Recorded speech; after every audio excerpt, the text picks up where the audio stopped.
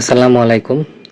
বাংলাদেশে এই মুহূর্তে ফেসবুক দেখলে যে কেউ ভাববে যে বাংলাদেশে একমাত্র দল রয়েছে যারা জনগণের কথা বলে বা জনগণ যাদের চাচ্ছে, আর সেটা হচ্ছে দাঁড়িপাল্লা। ইনসাফ এবং তাদের ভাষ্য হচ্ছে যে ইনসাফ প্রতিষ্ঠায় মানুষ দাঁড়িপাল্লাকে ভোট দেবে, এবং তাদের ভাষ্য মতো তারা যা 100 জনকে জিজ্ঞেস করলে 90 জনই বলে যে দাঁড়িপাল্লায় ভোট দেবে। তার মানে হচ্ছে দাঁড়িপাল্লা হচ্ছে ইনসাফের প্রতীক, বা দাঁড়িপাল্লা ইনসাফ তৈরি করবে। তো এই পরিস্থিতিতে বাংলাদেশে এই মুহূর্তে আমি দেখলাম যে আমজনতার তারেক একটা বক্তব্য দিয়েছেন, যে বক্তব্যটা আমার কাছে মনে হয়েছে খুব যুক্তিপূর্ণ এবং যুক্তিযুক্ত, এবং অসাধারণ বক্তব্য সে দিয়েছে। এবং সে দিয়েছে নাকি এটা কেউ লিখেছে আমি জানি না। তো বক্তব্যটা হচ্ছে এরকম: বাংলাদেশের মানুষ কেন এখন দাঁড়িপাল্লা বাদ দিয়েছে, বাদ দিয়ে ডিজিটাল মেশিন ব্যবহার করছে? কারণ দাঁড়িপাল্লার মাপ ত্রুটিযুক্ত, এটাতে সঠিক মাপ পাওয়া যায় না।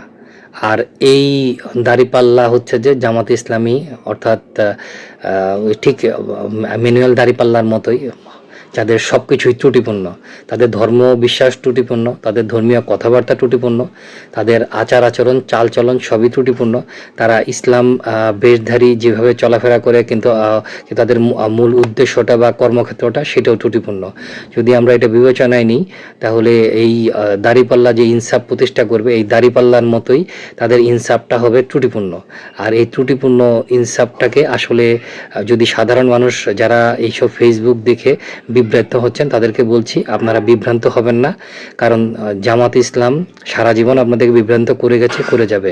1971 সালে তারা বাংলাদেশের মানুষকে রক্তাক্ত করেছে, মানুষকে খুন করেছে, ধর্ষণ করেছে, মেয়েদেরকে পাকিস্তান আর্মিরাতে তুলে দিয়েছে। অতএব এই দলটার চিন্তা ভাবনা থেকে শুরু করে সব কিছু ত্রুটিপূর্ণ। তাদের সেই ম্যানুয়াল দাঁড়িপাল্লার মতো, যেখানে আপনি সঠিক মাপের আশা করতে পারেন কিন্তু আসলে পাবেন না। মানুষ এই জন্য ডিজিটাল দাঁড়িপাল্লার দিকে ঝুঁকেছে। এবং আপনারা সবাই অবশ্যই ডিজিটাল দাঁড়িপাল্লা, অর্থাৎ জামাত ইসলাম ছাড়া অন্য যারা ভোটে আছেন তাদের থেকে যে কোনো একজনকে বেছে নেবেন। ধন্যবাদ।